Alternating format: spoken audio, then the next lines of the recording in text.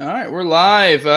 This is Jose Galison on No Way Jose with the Liberty Movement YouTube channel. Today I have with me Andrew Doughty. He's a friend I made on the internet. You know, he's one of those friends I made along the way. All I know, he could be my own personal Fed, but we get along pretty well. So we've We do always get kind of gone along very along well. with when it comes to like books and stuff. So today we're going to be bringing to you a literature episode. And another thing I kind of want to bring into is, being as this is a liberty movement, me and Andrew have a pretty different politics, and he's probably more of a constitution. If I could assume your position, I'm more of a radical ANCAP, non-voting anarchist, whatever you want to call it.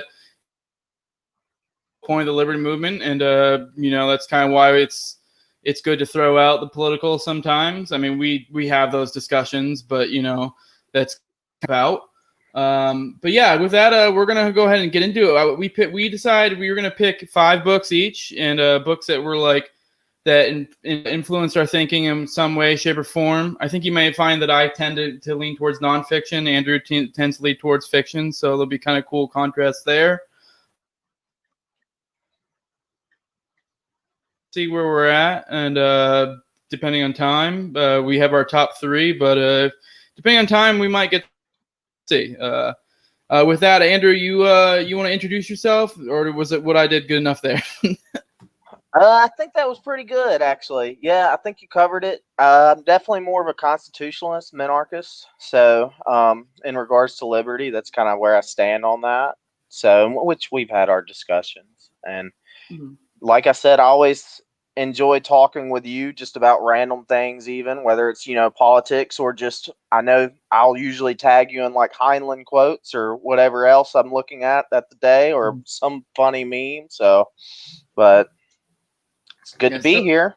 Still haven't gone around to touching Heinlein. I know that's almost a sin to not have gone there yet, but one of these days. I haven't even watched the movie Starship Troopers. I just share the memes occasionally. Well, yeah. well, I mean, I know the suggestion fans is don't like read it. the Yeah. book. Yes. Yeah. Well, So read the everyone book always before you suggests read the watch the book movie. first. Very rarely do you ever suggest. Does Well, anyone ever suggest the opposite? The guy that made the movie, Paul Verhoeven, made it as a satire of fascism, but he didn't really. You could tell as you're watching it, he doesn't really understand what fascism is. Yeah. So it's kind of funny whenever you Most look people at it in don't. that light. Most people just see No, fascism they as don't. those things that I don't like, and that's it. Yeah, Yeah. exactly. Yeah. So I think, yeah. Oh, one thing I want to mention too, not to let the cat out of the bag, but one thing we kind of talked about before is one thing with this channel is we kind of wanted to have hosts and different shows, and you've kind of kicked around the idea of maybe doing a literature episodes or a literature show, something along the lines, maybe hosting it here. So I mean, just throwing it out there. So if anyone is interested, maybe drop a comment and let them know. Throw them a yeah, dope. I mean, we're most liberty-minded folks are down. Yeah. So with that, you want to go ahead and get into your first book, and then I'll do mine. Yeah. Did I lose you? Well, the first one, I'm sure you won't be surprised. Yeah, you kind of cut out for a second, but you're introduced to the first one, right? First book. You there?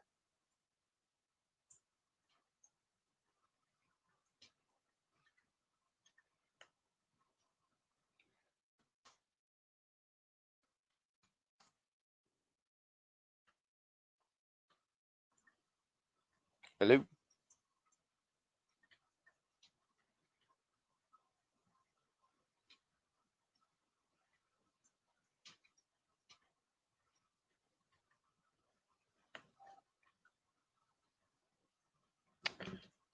All right. So first book. Jose says he's fixing whatever the issue is.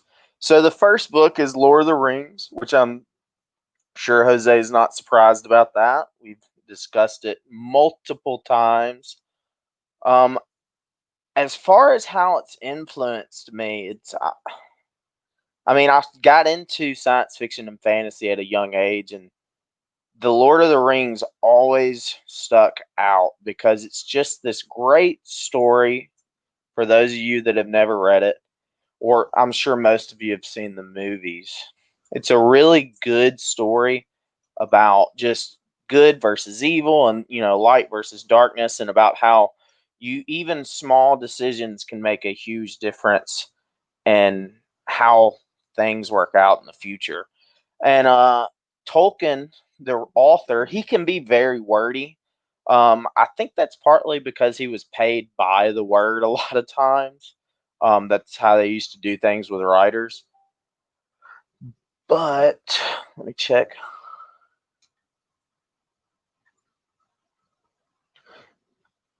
But he understands some facets of human nature that are very, very minute, I guess you can say. Very, very hard to understand. I don't know why that is. But it's always something interesting to me whenever I read it, because like one of his quotes from there, one of the things he says is that, that it's good does not conquer evil by these great like bounds and leaps. You back? I'm back. My computer did something weird. Hopefully, I don't do that again. Wow. We'll just roll with it. I mean, whatever. Were you able to hear anything I was saying? I was just kind of talking. All right. Did you go ahead and start getting into it? I started kind of getting into it. My first book, which I'm sure you're not surprised about this, is Lord of the Rings. Oh, actually, I'm a little surprised. I didn't know you. I mean, I knew you liked it, but I'm kind of surprised you went that route. But go for it. Well, it is like I was saying, I've always been a sci-fi and fantasy nerd, I guess you can say, but something about Lord of the Rings and Tolkien especially always stuck out with me, because he's this guy that just, he believes in, that good doesn't triumph over evil, and these great leaps, I guess would be the right word, but in small little pieces of everyday life. It's not these great grand decisions or grand schemes that really make the difference. It's whenever little people choose to affect their small everyday life in their world, rather than trying to change. Like, I'm a teacher, and I was teaching my students in English, and I was like, well, look, we actually use that quote as an example. It's like, quit trying to affect the things that are just outside of the realm of, like you won't be able to change the whole country, not at once, but you can change your home. You can change, eventually change your town and your friends and all that, and just kind of build that up so that people kind of start seeing things differently. And that's always something that spoke out to me, I guess, is that, it's not about these great grand things. It's about this little bit. Jordan Peterson, I think, kind of is on the same thing. He said, quit trying to change the world, or if you try to change the world, start by making your bed. Mm-hmm. So yeah, there is always the that emphasis, obviously, in the hobbits and stuff. But yeah, go ahead. Yeah. Sorry. And that right there, and then you also have, this one of the things that I think you see in Aragorn, who is, this great guy who's like, whenever you picture like what a person should be, they're honorable, they're noble, they're brave, they're all these different characteristics. You picture him, and you know, whenever you see that, you even see like whenever he became king, he didn't want to be. That's never what he wanted. He didn't feel like he was worthy to do it. He didn't feel like, that he deserved it. He just felt like, that's out of my wheelhouse. I'm content with where I'm at being a ranger. But he ended up doing what was necessary, doing what was right, I guess you can say, doing all these great things. And he did that, though, out of a place of, this isn't what I want, but I know it's what needs to happen. So, and I think that is one of those things that, as the saying goes, those who really should have power are the ones who don't really want it. Mm-hmm. And so that kind of falls back on that. So, but Lord of the Rings, it's great. Like I said earlier, Tolkien's very wordy, and there were times I'll never forget reading one part of it where it was just like, is he really spending a whole chapter talking about the side of this road Frodo and Sam are walking on? You know, Dude, I read but Silmarillion, so trust me, I get it. yeah, and that's worse than Lord of the Rings. Mm. So, but it's still like Tolkien has just this great. If you're really looking for like good versus evil, light versus dark, that's my go-to right there. It's like this is what you want. You want Lord of the Rings. You just might need to definitely read at a college level to really understand it. Yeah, So, I mean, I was reading as a little kid, but I mean, I just like I don't know, just something about it I just devoured. I mean, I most of my Lord of the Rings knowledge is from when I was like 10, 11, 12.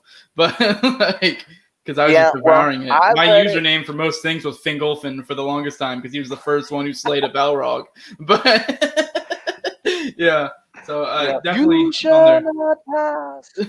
But it's I think I read mine in junior high the first time, and it was still kind of like I said, it was just wordy for me. Mm. And I mean, I loved it. The movies is what got me hooked into it, but I had already started reading other sci-fi and fantasy. It's a family thing. We grew up doing it. We're all a bunch of nerds. It's funny. I actually didn't really care for the trilogy, but I loved The Hobbit and I loved The Silmarillion, which is weird because they're kind of like they're like complete opposites. And it's like I feel like the trilogy is kind of like in between because like I feel like The Hobbit's more lighthearted and fun. And then the Silmarillion is like super serious. It's like a mix between a history book and like a Bible. But but like and then like the Lord of the Rings is somewhere in the middle of the trilogy. But for some reason I don't know. Yeah. After reading the Lord of the Rings, I tried to read the similar, and I still have it around here somewhere. All my books are packed up for the most part, and I was like, I can't do this, you know. But I should probably go back and read it. But it's fun. I know there's just like I like the world building, the lore, like because there's just so much to it. Apparently, I don't know. I mean, I'm talking on my ass. This stuff I remember from when I was a little kid, but I'm pretty sure him and his sister developed a whole separate language when they were kids. And like they did all sorts of crazy stuff. Like he also most people don't realize all of the languages and different dialects within those languages in the Lord of the Rings. He completely created. Like he was he was ridiculous. Built. You know, I saw this. It was a meme the other day, and it was talking about like authors' world building, and it was it had this basically. It had something about someone. I can't remember who it was. It might have been George R.R. Martin. And then it had, it was George R.R. Martin, how he basically just stole his ideas from something, and it had J.K. Rowling, how like she had built this whole world, and then she retconned it as she went through the books, went back and changed everything.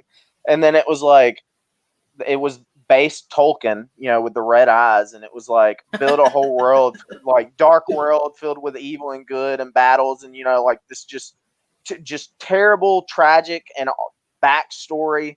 And there's like all just to write a children's book, and it just kind of made me laugh. It was like, that it's ridiculous. But he had backstory within backstory within backstory. Dude, the lore I love the Lord of the Rings, but one of my friends is so deep into the lore, and he'll post stuff, and I'm just like, good God, like that was really interesting. But you really love the Lord of the Rings. Yeah, it's a rabbit hole for sure. Let's move on to mine, just because I mean we could go on to that for forever, because like I'm a pretty big nerd there. Here's my first pick. I went from fiction to nonfiction. Anatomy of the State, Murray Rothbard. Just a quick little pamphlet, but this is not to get too in the political realm, but because this influences my thinking. This is what put me over the edge from minarchist to anarchist. Because in my conversation yesterday, I talked to Keith Knight, and that was one thing we brought up, that like that seems to be for a lot of people in their intellectual journey, that's a spot where they stick forever, and that's a spot where it stuck for me too. And it's in some ways it's kind of dry, but really the biggest thing is it completely breaks down just why it's not tenable and how everything's just going to eventually fall apart. And I mean, I guess it's kind of bleak in that ways. I mean, they go on to like the Supreme Court and like stuff like that, and there's a lot of cool stuff that he goes into. And I mean, I guess you're going to be kind of a little bit autistic for it to be your thing, but it definitely is an interesting read. But it's a weird, I don't know, it has a special spot in my heart for me. I mean, for most probably wouldn't care for it, but it's definitely, Does it kind of hit on that quote? I can't remember if it was Thomas Jefferson or whoever, which one of the founding fathers said. It might have been Hamilton, but it sounds, whenever you say like it is, he discusses how it always ends in, I guess tyranny would be the correct word. It always, every time someone says that, I always think of that quote of how the tree of liberty has to be refreshed with the blood of patriots. Yeah. Does it hit on that? I mean, it's been a while since I've read it. I don't really feel like he goes into it that I recall. It's a short pamphlet. I highly suggest reading. It's a short read. So I think I read it in a few days. But it's I don't think they go too deep into that. I mean, he would probably dispute you. I mean, like his thinking would be more like, yeah, maybe, but it's like you're just doing this constant cycle. You know what I mean? It's just gonna always break down anyways. I mean, yeah, but. With that, I mean, I don't have a whole lot to go into that one. I don't know if you want to move on to yours. You can do another one if you want. I feel like I talked for like 20 minutes. So. Oh no, you're good. We'll just go back and forth, back and forth. I mean, whatever. You're the guest anyway, so all right. It's your chance to show out. My second one is Starship Troopers. All so right. By Heinlein, and I know we've talked probably more than a little bit about this. Medium bit, I'll say, but it's, one of the things that has always stuck out to me is Heinlein's philosophy in general has always been on point, in my opinion. He's just, especially whenever you really look in regards to like the specific quote I'm thinking of is whenever he's talking about force. And he's, like whenever you use a vote, you're applying force, and a lot of people don't really understand that any power, any authority is always backed by a physical force. And I think that that's key to really understanding anything. And I think that's part of the issue that our society doesn't really understand, but that he really grasps. Now, Starship Troopers puts all of these ideas into a really cool universe. Specifically, like it talks about meritocracy, and that's really something that I think is key, again, that I think we've really gotten away from in general. But within that universe, it really just points it out, puts it all like on display, I guess you can say, where like you have these guys that are, they're working and they're doing the worst jobs possible. For in some occasions, that might be fighting in a war, or it might be being a trash man, or being, dealing with the sewage, and they've got to do that for a set amount of time. And then once they do that, they actually gain their some of their rights to vote and do other things. Specific rights. Everybody's guaranteed some rights, but then some are guaranteed by earning your citizenship. You get very specific rights that are more than what everyone else has who hasn't earned them. What's really interesting about it, really, what I love is the spacesuits, though, because it's like this amazing, like top of the line, just futuristic, like they're flying around like the Mandalorian, except it's full body suits and nothing can hurt them really. And one of the ways it's really different from the movie is actually they don't see like the bug aliens until the end of the book. So, but it really jumps around a lot. It's really affected my thinking, I guess, and my philosophy, my lifestyle in general about, like, am I earning these things? Am I really taking the time to putting into working and doing what I need to do, to really earn, not necessarily earn the rights that I have, but to earn I would say to earn the lifestyle, and that goes with anything, whether it's reading or, training or physical fitness, is like, I want to be the best human I can, if that makes sense. So, and that's kind of how I look at it, is I have to work towards that. So, correct me if I'm wrong, but in Starship Troopers, in that world, were they able to opt out? Because I feel like I vaguely remember that being a thing. Like, I knew it was like you did service of some sort and you earned rights back, but it was I thought there was like you could opt out, but then you just don't get it was almost like the state provided benefits in that in there. You know what I mean? And maybe I'm wrong. But you could opt out. If you decide to do the citizenship, like if you decide to become a citizen, you had access to like certain loans and all that, that were kind of like, I don't want to say subsidized, it's not the right word, but you had access to different things that weren't always there. I don't know if you could completely opt out, but like they did not require like the same responsibilities of normal people as they did of citizens. They expected citizens not only to, they expected them to step up if necessary. Does that make sense? Yeah, I know. So I have a vague idea. I for some reason I was under the impression that they had the option to opt out, but then you just don't get the benefits of the state, kind of deal, I mean right? that I Whatever don't those think in that you had world. any benefits, any major benefits if you but I mean Heinlein didn't go into as far as like the world building. He didn't do a lot there.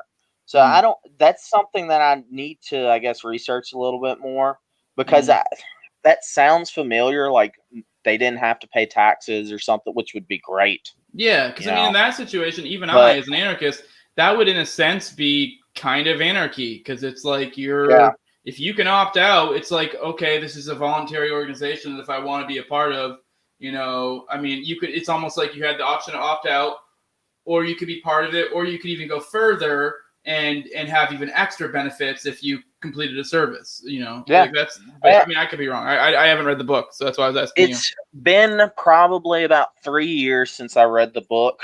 So I would probably need to reread it just to double check that. But that sounds familiar, but I might be wrong. Yeah. So it would not surprise me if Heinlein had that in there. And the reason why is because several of his main characters in other books they're anarchists, and they have that philosophy, the no, all government will result in tyranny, and and if you're forcing anyone to do anything, that is tyranny.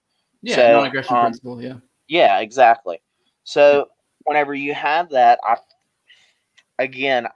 don't exactly. He didn't really go in all into the world building with that one. He's no Tolkien, so. But he definitely had you can see the fruits of those ideas sprinkled in there, I guess you can say. I wanted to touch on real quick because I've heard the quote before that you're talking about how that basically every vote or a vote is violence or whatever. And I kind of want to touch on that. That's kind of like, say, for example, with what we're doing with the Liberty Movement, like what I would say if you're part of this movement is if you can admit that it's violence or it's evil. But my thing is, but we can have our disputes on whether it's necessary or not. Because I can get with somebody who can agree with me that every government action in general is somehow backed up by violence.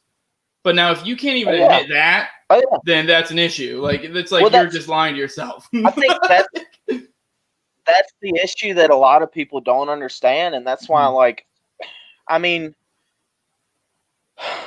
at the end of the day, speeding tickets are enforced by violence.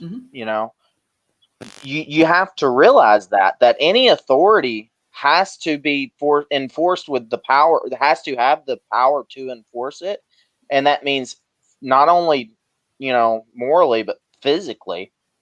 And so, physical force is violence. And I mean, I think that's a common misconception. And again, that goes back to I think our society is so removed a lot of times from physical violence in their everyday lives that they don't grasp that's why it's such a shock when something happens and they don't understand like, hey, like anything's, I mean, and honestly, if you really want to drive the point home, all you got to do is say, hey, and it doesn't matter which side of the political spectrum they're on, just ask them, well, do you not feel like someone forced you into an option you didn't like the past 2 elections?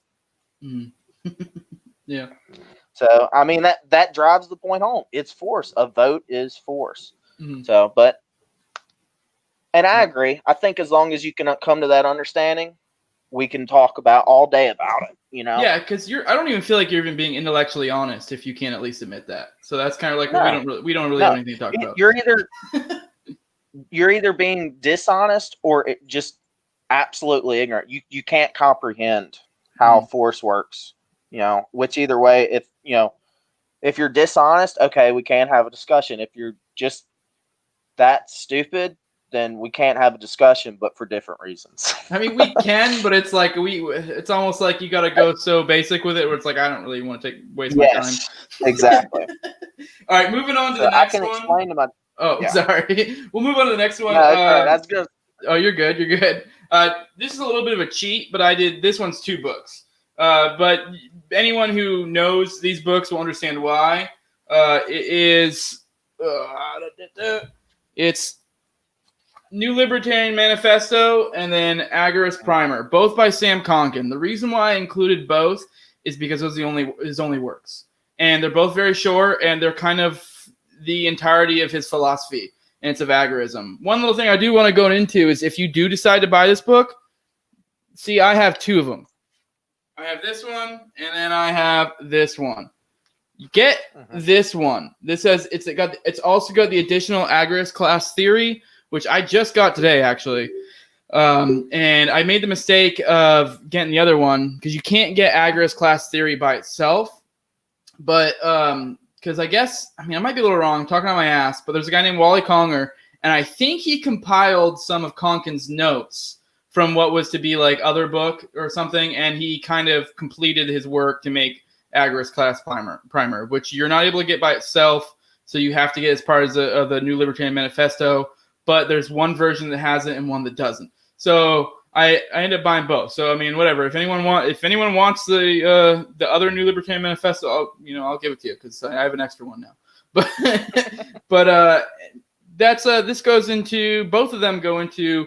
If you're gonna read it, start with New Libertarian Manifesto. That was his first one, and then the second one's Agorist class, or not Agorist class primer, but it's fucking an Agorist primer. And this goes over the philosophy of agorism.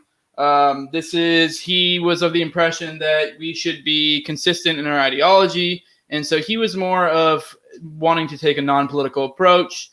And his idea was to the black and gray. If you've ever heard the black and gray, he's talking about black and gray markets. And so the idea is that we should engage in the black and gray markets as best as possible. I'm not going to do the best job breaking down agorism in a short time for people. It's, for me, the two main turning points in my intellectual journey have been going from minarchist to anarchist, and then from anarchist to agorist. And like I said, it's more the going into the whole like the black and gray markets, trying your best to disengage from the state in any way you can. And it's not a black and white thing. That's why you get the gray. Because a lot of people criticize agorists and go, "Oh, well, look at you. You're still paying taxes. Or you're still doing this, or you're doing that." And it's like, well, the idea is to do as little as you can. So if you can, it's like taking baby steps with anything in life. Like if you want to start working out, you don't start, squatting 600 right off the bat. You work up to it. So you start your own garden, which is going to reduce having to get food from the grocery store, which is going to reduce sales tax, which is going to slowly starve the state to some extent, or you start using crypto, or, I have a business, for legal reasons is a joke, but it's off the books. I sell kitty cats. I breed Sphinx cats, and I'm not going to go into how much money I make because fuck the state, and I'm not telling them that. But it's kind of stuff like that. It's like if you're using cash or crypto or whatever, and another thing he went into too is it's kind of you got to balance the pros and cons, and it's also like it's kind of like say you're a large business and you're breaking the rules a little bit and you're not paying taxes or whatever on something. You may want to look into it and see like, hey, what are going to be the consequences if I do this? If the consequences outweigh the benefit, then it's like you don't do it. But now if it's a situation where it's like, hey, I can make X amount of money and while evading the state, and if they catch me, they're going to hit me with whatever fine. It's, like say I make $12 million and I get hit with a $1 million fine. It's like obviously you came out on top. So it's kind of that. That's kind of a basic breakdown of it. I highly, highly, highly recommend, especially I wouldn't recommend it for like the uninitiated, but if you're already like on that anarchist path I would suggest reading it. It's a good book. They're both short. Both of them are maybe a little bit longer than Anatomy of the State, but I highly recommend it. It was I really enjoyed them a lot. So yeah, that was my second pick. So what is the gray market exactly? I'm familiar with the black market. Yeah, well, he had the way he broke it down is there are white markets, There are gray markets, there's black markets, and there's red markets. So red markets would be like fucking bad. Like this is like, you know, hitmen, fucking child slavery. Like the really dark web. Yeah, like shit like that. Like you don't fuck with that. It's like, so it's something that's immoral and illegal, essentially. So, and then you had the white, which is like completely up and up. You're paying your taxes, you're doing whatever. And obviously you got your black, which is, say it's something like weed. Say you're buying weed from a dealer. It's illegal. You know, like, I mean, I guess it depends on the state. But say you're in a state where it's still legal. It's completely illegal there. That's a black market. You're getting, it's illegal, but it's not immoral. I mean, maybe some people might think it is, but I mean, I would not think it's immoral. Most people wouldn't think it's immoral. They're not hurting anybody. They're just, you know, they're doing their thing, you know. So it's like drinking alcohol. Yeah. And then gray market would be kind of something in between. Like what I do with my cat business would be kind of gray market. It's like wishy-washy. Okay. You know what I mean? Like it's kind of in between. It's like I'm going to avoid the taxes however I can. Yeah. Yeah, it's like it's not illegal. If the state ever caught me doing it, I mean, technically, I mean, obviously legal reasons joke, but technically, somewhat, it's kind of illegal. But like, good luck catching me, fucker. Like, you know what I mean? But it's not illegal to sell cats. It's an in-between state kind of deal. Or a good example would be farmers markets. Farmers markets are technically gray market. Because let's be real, those guys are not like, you know, when they make that cash, they aren't reporting to the IRS. No, well, I mean, that's, you know, like, again, for legal reasons, this is a joke. But let's say I was a charter captain and I got paid cash.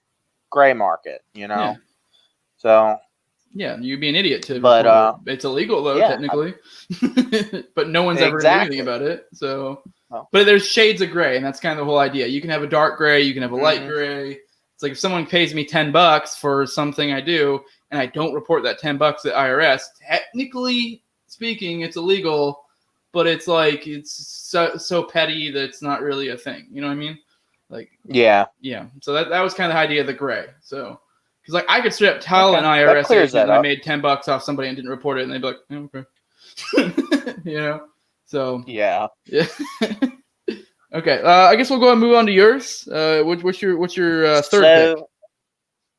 The next one is not a book; it is actually an article, and it is by this. I don't know what I would call him. Foreign policy philosopher, or you know, a human nature philosopher, I guess you can say. But it is by a guy named Walter Russell Mead, and it is titled "The Jacksonian Tradition." It's a really interesting piece that actually another author put me onto, because it really discusses specifically the American like psyche, like how we think and how you have different groups within America, different, he calls them tribes, you know, and how it relates, why specifically people in other countries are so confused by our foreign policy. And it kind of goes into a lot more detail than that. The basics of it is he has 4 tribes, and they're basically boiled down to 4 presidents, and that's what he names them after. One is the Wilsonian, one is the Hamiltonian, the Jeffersonian, and then the Jacksonian. And he basically says that these 4 different tribes kind of encapsulate most of America.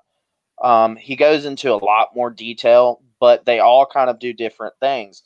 If I remember right, it's the Wilsonian is the tribe that is concerned with like outreaches, helping other nations, doing nation building, things like that.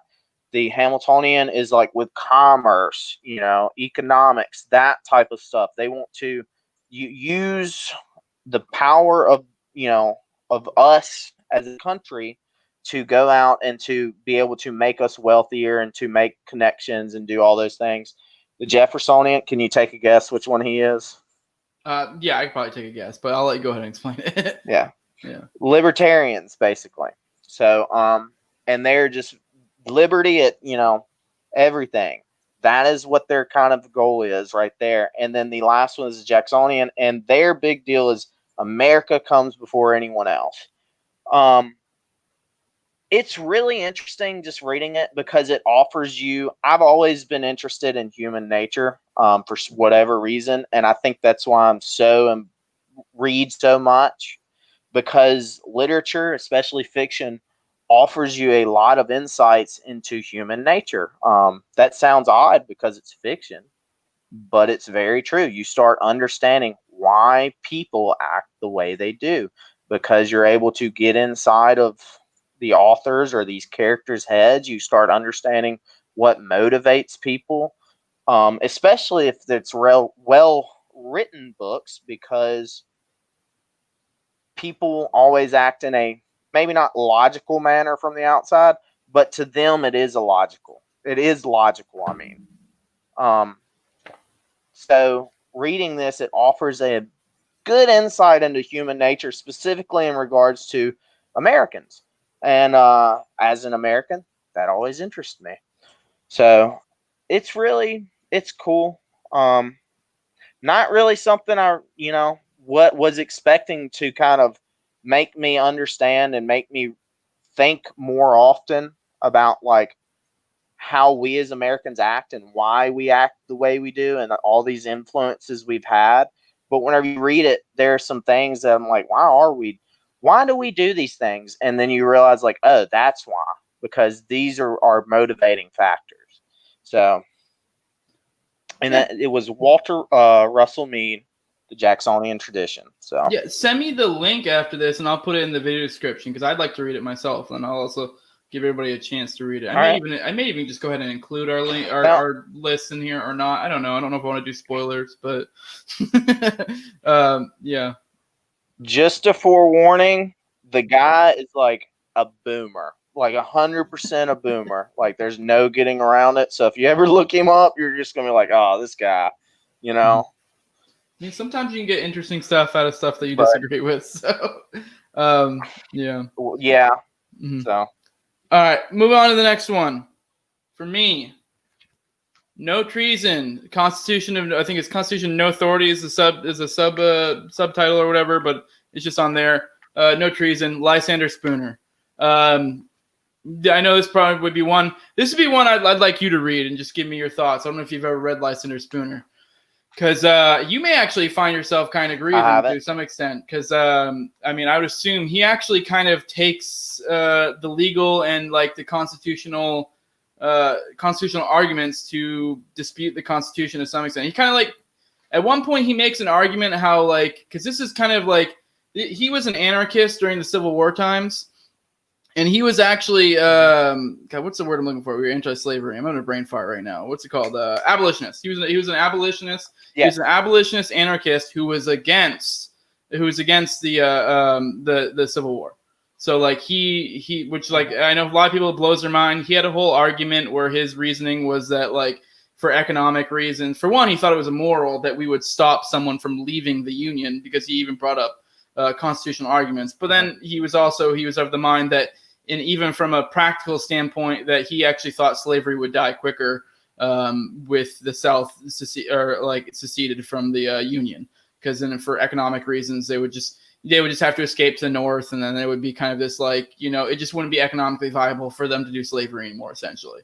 So he actually thought that they would cause less violence, and it would end it quicker, like end with less bloodshed. So well, I mean, yeah. I don't know if that was the most costly war we've ever been in. So I don't think it could possibly end with more bloodshed. Right. So, yeah. He might have something there. Yeah. No, it's definitely, I've read basically all of Lysander Spooner's work. I love Spooner. He's great. But like the point of this book is most people know he's well known for the quote of, because whether the Constitution be one thing or another, it's either been powerless to prevent, I'm paraphrasing a little bit, prevent the state of things as it is, or it allowed it kind of deal. I mean, I messed up. The first half I got completely right. The second half was a little off.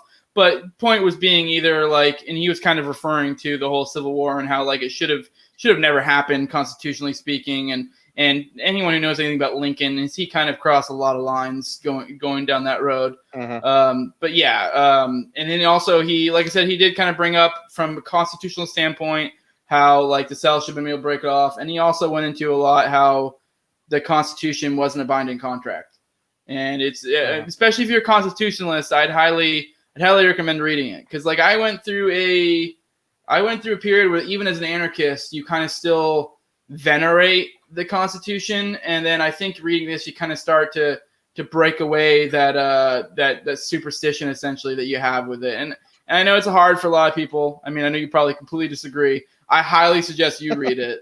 Because he kind of breaks down how it was a contract between a handful of people, and how is this supposed to bind across generations, and I guarantee you'd probably say that they messed up and that they should have, like, I forget what I'm not as up to date, but they were supposed to continually ratify or whatever, or they were supposed to meet for conventions or whatever. I forget I think you know what I'm getting at, but they were supposed to regularly meet up, but a lot of things fell through.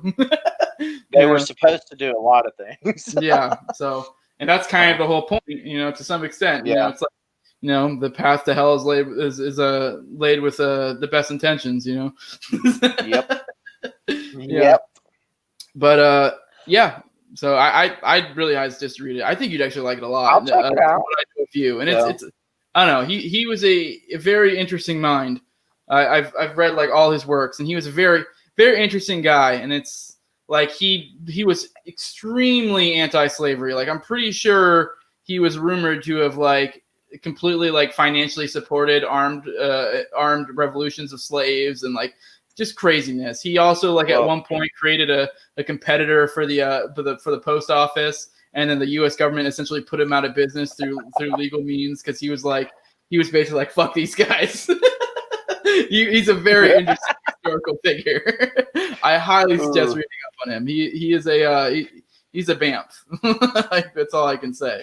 Yeah, I definitely suggest reading it. I'll check him out. Yeah, and that's his most famous book. We obviously have the same goals of putting the post office out of business. So. But so you want to go ahead and I think we were gonna. That's what. Wait, you still got to do your third? No, you already did 3. I've done 3. All right, let's go ahead and do our other 2. I thought we were gonna be a little bit longer. I was worried we were gonna hit all 5, but let's keep going. No, I got it. I'm ready. Yeah. My number 4 is actually something I read recently. And surprisingly, it was written by Mao Zedong, the Mao, and it is on guerrilla warfare. And specifically, it goes into a lot of detail in like how they fought the Japanese during World War II.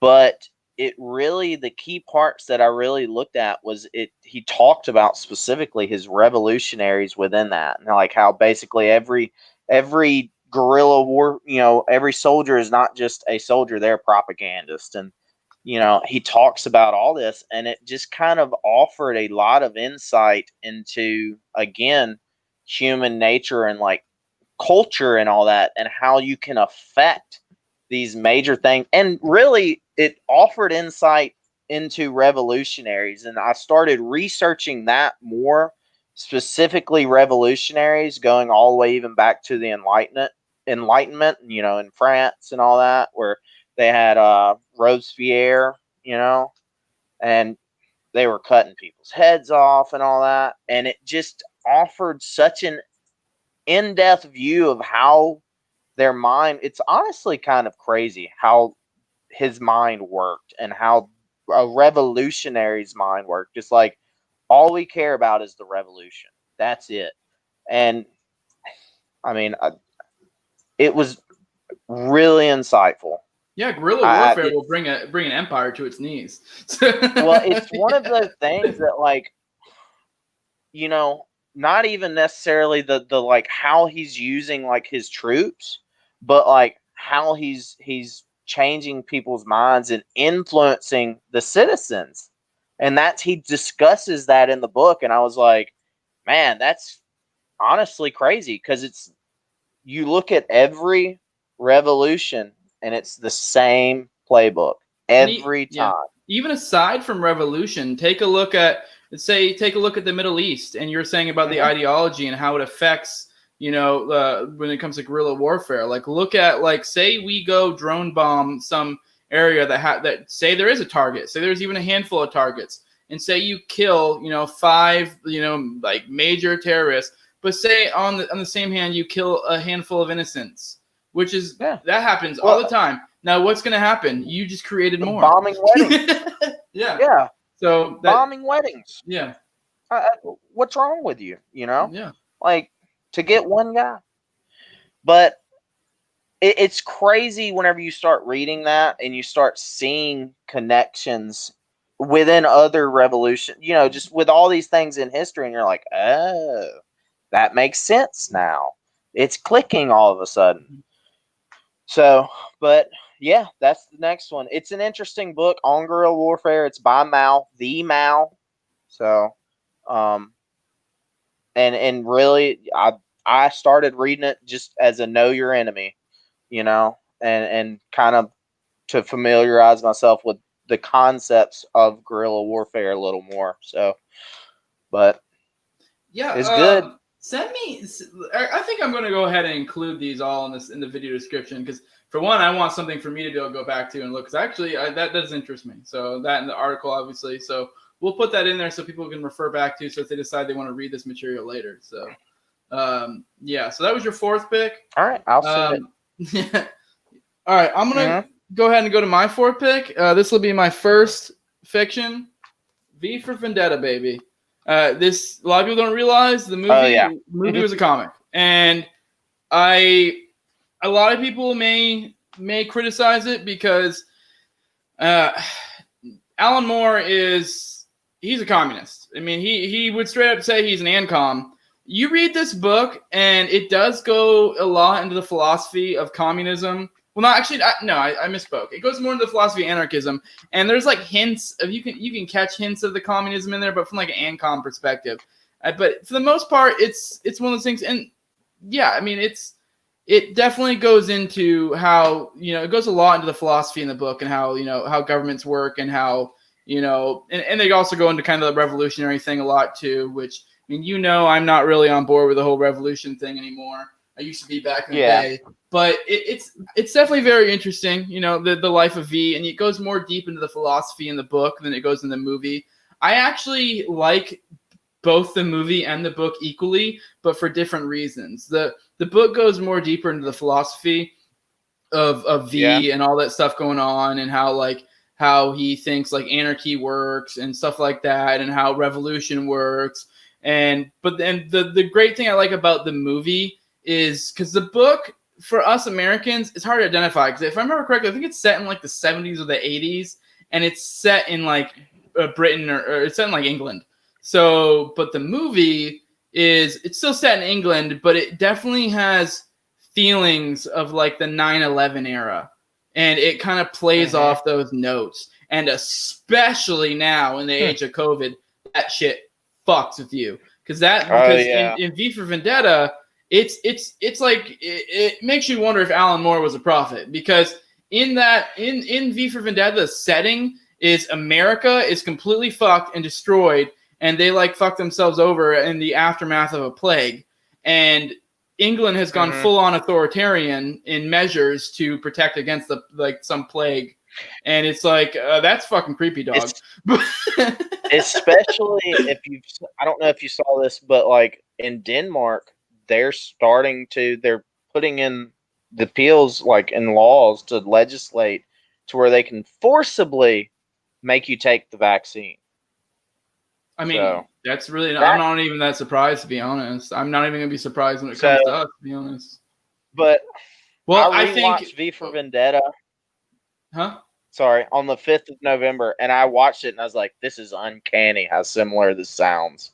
So I can't even imagine if the book has more detail. So. Yeah, I mean, the book, like I said, I don't know if rereading the book now would be as creepy, because like I said, the thing the book lacks is relatability. because like I said, it's set in Yeah. like the 80s, and I think almost has like an even older feel to it, and I don't know, almost kind of has weird like undertones of like classical like type. I mean, it's because it's V, but they kind of play that up more, so it's a little less relatable. But for like, if you want to go deep into the psyche or the philosophy of V, or like just the ideas of everything going on, it's cooler. But for relatability, I don't think it has it as much. Whereas the movie, that's where the movie went right, where they kind of made it. They definitely played off, and like, I mean, it kind of weirdly worked out now for the current situation. Obviously, they didn't intend it to, but it worked well for like the 9/11 tones when it came out, because it was in the 9/11 era, like post 9/11, and like the whole Patriot Act and all that shit. But like, it weirdly kind of plays a lot to the COVID stuff now. I don't know if the book would as much. I mean, it's still in the book, it's the same setting, but I don't know if it would be as creepy in that because I watched the book at the heat of all the COVID, or watched the movie at the heat of all the COVID stuff, and that shit it freaked me out. I watched with my wife, and she'd never watched, and she's like, "Turn the shit off! I can't watch this." I mean, I would say it almost makes it more creepier because whenever you look at, the post 9/11 era with the Patriot Act and all that. Of course, I was pretty young then, but now with all the technology, I mean, people are putting the NSA in their house with Alexa. Like I know the government's listening in on it. So, yeah. Have you read the book or no? I have not read the book. So I suggest it's good. I need to. Yeah, it's so. Good. Is it just it's a graphic comic or what? Yeah, it's like completely a graphic novel. Oh, actually, never mind. I thought it was black and white, but it's not. It's got color, but it has that like black and white feel to it. It's like more of a noir type feel to it. Yeah. But even though it does have color, but the way they do the art has that more like noir type feel to it. Even though it's not set in that time frame, it kind of gives it that feeling. I guess noir was the word I was looking for earlier. It was almost like that like 50s kind of vibe.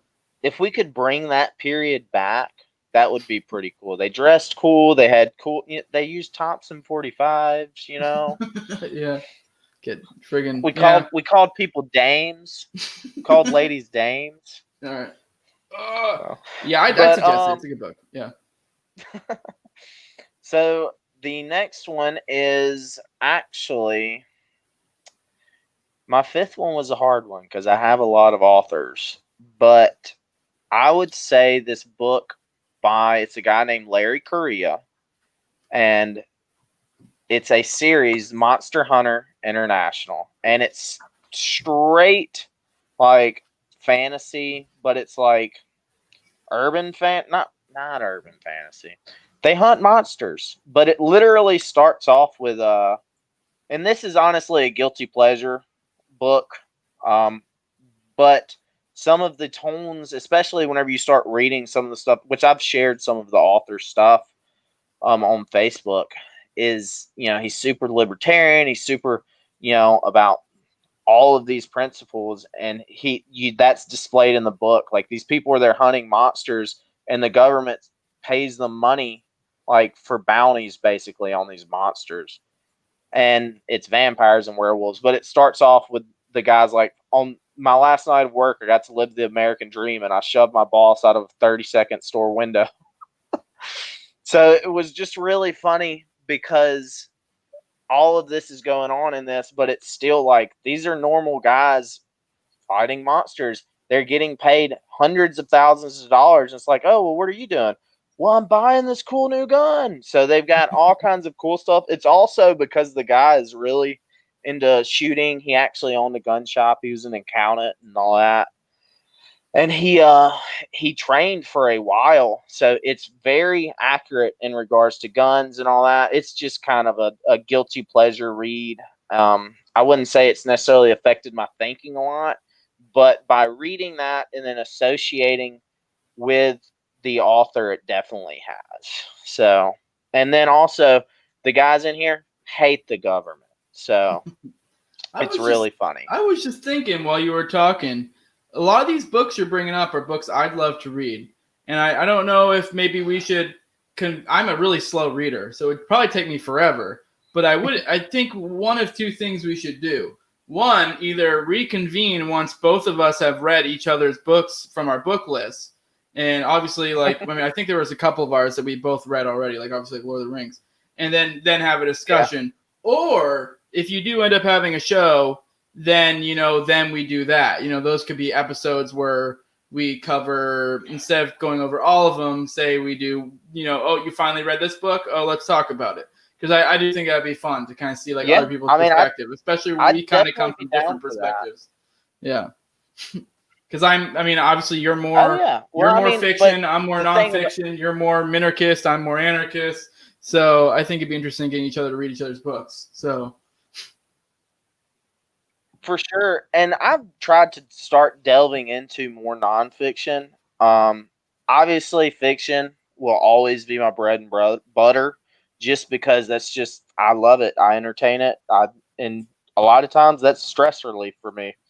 But you can still learn an amazing amount from fiction. I am a writer, so I know whenever I research something for a book, if you're a good writer, you research a lot. I went all into Charlemagne's history, his life, his paladins, his 12 paladins that he had, just to write like short stories. So I know that a lot of these guys, another author, John Ringo, he's got some scientific books that he writes that they're science fiction, but he writes them with a physicist. So delving into those two different worlds, especially, I'm really interested in that Treason by Spooner that you mentioned, and the other one about the gray markets. That sounds interesting to me because I enjoy human nature, and black market, gray markets, all that's part of that. Yeah, so. I think you'll dig all that. All right, well, I'll go ahead and get in my last one. I actually changed it while we were doing this because I was just thinking about it, and I was like, because we talked about agorism, but I'll go ahead and tell you what it was going to be, and I won't really delve into it. I'll put this in the list as like an honorable mention because I do think people should read it. The one I was going to do was Most Dangerous Superstition by Larken Rose, where he goes into how the belief in government is like religion, and he kind of makes that analogy. He goes really deep into it, and I think there's a lot to it. And I mean that, but what I ended up changing it to is I completely forgot, and while we were talking about it, it made me think of it. It was an audiobook. So I guess in a sense it doesn't kind of count. It does have an actual physical book, but the audiobook is phenomenal. And I listened to the audiobook, never read the book, but the audiobook is probably one of the best performed audiobooks I've ever heard. And it was Alongside Night by Neil Schulman, which what it is essentially a fictionalized version of like agorism. It's essentially the best way I've heard it described is kind of like Atlas Shrugged, but for agorism. Because Atlas Shrugged was his way of, or her way of expressing objectivism and her philosophy through fiction. And Neil Schulman was basically almost a disciple of Sam Konkin, who was the one who developed agorism. And that was his way of expressing agorism through fiction. And it was a really good book. I'd highly suggest it. Well, especially, which I think that's something that we need to look into is in regards to fiction. I forgot who it was, but they quoted it might have been C.S. Lewis. Was that like you put your not that you put your beliefs, but you teach lessons with fiction, and that is like kind of like the sugar you add to a bitter pill, and it makes it to where the more people read this, even though it's fiction, they'll start realizing there are truths in fiction. So an Agorist fiction book is interesting because I think that is we talk about culture and spreading a culture of liberty. That I think is an interesting way. That's how you start not taking over, but you start spreading that through use of media, fiction, all these things that people will consume because they want to be entertained, and then you'll spark something in them. So yeah, it's really interesting. Like, I wasn't completely prepared to switch this, but from what I remember, it's the setting of the story it's from the perspective of, I don't know, he must be like a senior or junior in high school. So he's like a kind of an older teenager boy and his dad is a economist, and he's like essentially a Milton Friedman type. So he's kind of that more. He's libertarian, but more on the statist minarchist kind of side-ish. So, but they are in the midst of an economic collapse.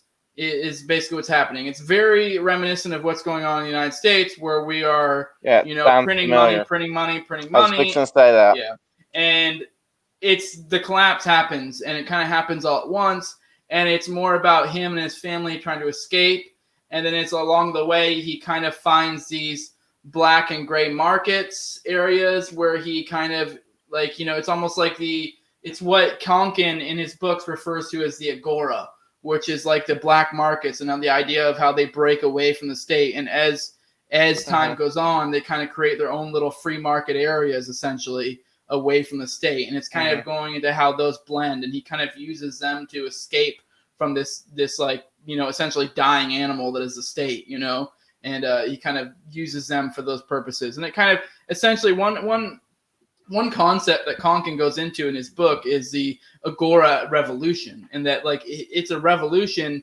There's going to in his idea, there's going to be this one penultimate moment where the state does kind of die. He does always go into how there'll always be pockets of statism and pockets of state, but he goes into how there will be a moment where it kind of is on its deathbed, or has that peak, and that I don't know, the crescendo kind of deal, and he kind of goes into that, but it's not the agoric revolution to him is not the typical revolution where it's we overthrow the government and institute a new one.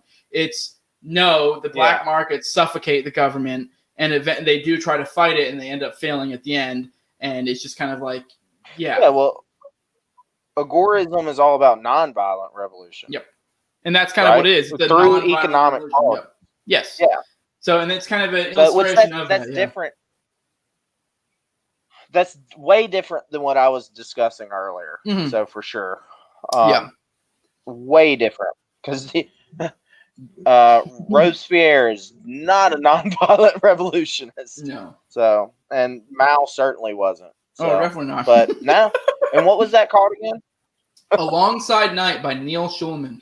Like I said, I'm going to include all these. I'm going to include both our lists in the video description, because I want to have something to refer to go back to read these, because I want to read your list as well. I would highly suggest you in the audiobook, because the audiobook was phenomenal. But yeah, it's a really good book. I do think you did bring up how it's important to go through fiction. I never read Atlas Shrugged, but I read The Fountainhead, and I didn't fucking like it. I read the whole thing. It's a long-ass book. And I do think there's a balancing act when you use fiction to express ideas. I do think you need to make it enjoyable and not. It's like a balancing act. It's kind of like Alan Moore, how I mentioned. Yeah. I'm a huge fan of Alan Moore, and V for Vendetta is a little bit of an outlier, but he is, in a lot of his other works, you can definitely tell that he's a communist and that he has those kind of ideas. He's an anarcho-communist, but I can read one of his books, like in Swamp Thing, and it can be something I completely disagree with, but I still enjoy it because it's well done, and it's you relate to the characters. If someone writes well, you should have that. I mean, an example, and I almost, this was honorable mention. This was another book I almost didn't make the list, but it was close. It's it's a dark fantasy series by this guy named Mark Lawrence, and literally the first book, I almost quit reading it in the prologue because it was just I can't read this character. He's a terrible person. Literally, it opens with him pillaging a village, and he's doing everything that goes along with pillaging a village, and it's the main character. And then by the end of this trilogy, I was like, oh my God, this is about to happen. You can't do that to that character. He's my favorite character. Yeah. And it just goes to show you that even though you have somebody, which the main premise of that story was about, it was character development and how he's changed over time, how he went from this terrible, cruel person to someone, that was, I wouldn't necessarily say good, but he went from a villain to an anti-hero, I guess you can say. Yeah. So, and that's kind of what it covers. So even though I hated this, the book, the writing, all that was so good. It was like, oh, this is interesting. So you definitely have to have that in a fiction book, because if it's not interesting, it's not interesting. Also, people have different tastes. Yeah, I mean, that is part of it. So yeah, I also think it's a matter of, I really think you need to strike a balance of not beating your audience over the head with your point. And I think sometimes they do that. With it. Yeah. But a lot of characters do. Like they said, Alan Moore, I love him, and I completely disagree with a lot of his ideology. And I've read books where I completely disagree with the whole premise, but he's not beating you. So, sorry, you're going to say something? Well, I mean, that's a lot of the reason why a lot of modern movies and stuff are failing, right? Because they're everybody's making it with an agenda that's other than just telling a good story, which you can put a message in there. That's fine. But the issue is like they're, the scene I think of is from Endgame. Spoilers. Though everybody should have seen it by now. If you haven't, you're wrong. But the scene I think of is like that scene where you have all the feminist women just suddenly appear on the battlefield at the same place, like after they were spread out, and it's like, okay, that completely threw me out of this moment. Yeah, it's a great movie, but that part right there was just like you couldn't do that a better way, like, hey, we have vaginas. So, exactly. It was like, okay, well, like, I'm gonna cringe on this part, but let's get it over with and get back to the story. Yeah, yeah, they can. No. Yeah, I remember that part, and I was like, what the fuck? But like, I love that movie still. That's beating your audience over the head. Yeah, so, yeah, and that was, just, I can even agree with the concept. If you're beating me over the head with it, yeah. I'm gonna be like, why? No, I don't want to. Why do you keep talking about capitalism? I'm trying to read something. Yeah, I agree. Fun. I'm trying to read something fun. So. Yeah. Okay. Well, I think we're at a good spot to go ahead and kill it. I don't think you have any plugs, but do you have anything you want to plug while we're here? I mean, I'm sure if later on, whenever I do plan on eventually starting something, even if it's just a blog. So I'm sure if you would like later on, you can do that, but that not yet. So, like I said, sorry, go for it. I do have a book, a short story on Amazon. It's called The Soldier's Hope. So yeah, give that to me. Send me the link or whatever, and I'll drop it in the video description for people to check out. Yeah, I mean, this is probably something we could talk about off air, but whatever, we'll do it right here. If you do decide you want to like be part of the the Liberty Movement YouTube channel or whatever, the great thing about if we end up having a myriad of hosts is there's no like giant commitment. It's kind of like if you only want to create one bit of one thing a month of content or whatever, it's like, who cares? It gets peppered in. There's no like, what I mean? Yeah. It's like, especially the more people get involved, the less of a weight there is on people's shoulders to feel like they need to contribute. You know what I mean? For sure. Yeah. Yeah, so, definitely. But anyways, I'll go ahead and go on my plugs real quick, and then we'll go ahead and kill it. So keep in mind, we got the Facebook group, obviously, the Liberty Movement. If you aren't in there, you're fucking up. We also got the MeWe now. We also are on Library right now, LBRY, whatever the hell they call it. We're still working on getting that up and running completely. We got the email thelibertymovementglobal@gmail.com. And like I've said, every video, we're trying to work on getting an email list together. So you can either email me or us at that email, or if you're in the MeWe group or if you're in the Facebook group, shoot us a message and let us know your email, because we're trying to get together an email list because we want to do like a newsletter or like a website at some point. And so we're trying to assemble emails for that, because we've especially in this with all the election and stuff, Facebook has shown itself to be super unreliable. I'm still zucked. I'm still zucked right now. I can't interact with complex entities because God forbid I get some sort of message out. And I'm not even really a political individual. They're like, yep, no, I don't know what I did. I'm actually not much of a shit poster anymore, so it's not even that. Like that used to be my thing. It's just like being a shit poster, but now I'm more about trying to affect change. But anyways, and then we also got the merch. Like I said before, that doesn't necessarily go to Liberty Movement, but that goes to one of the admins.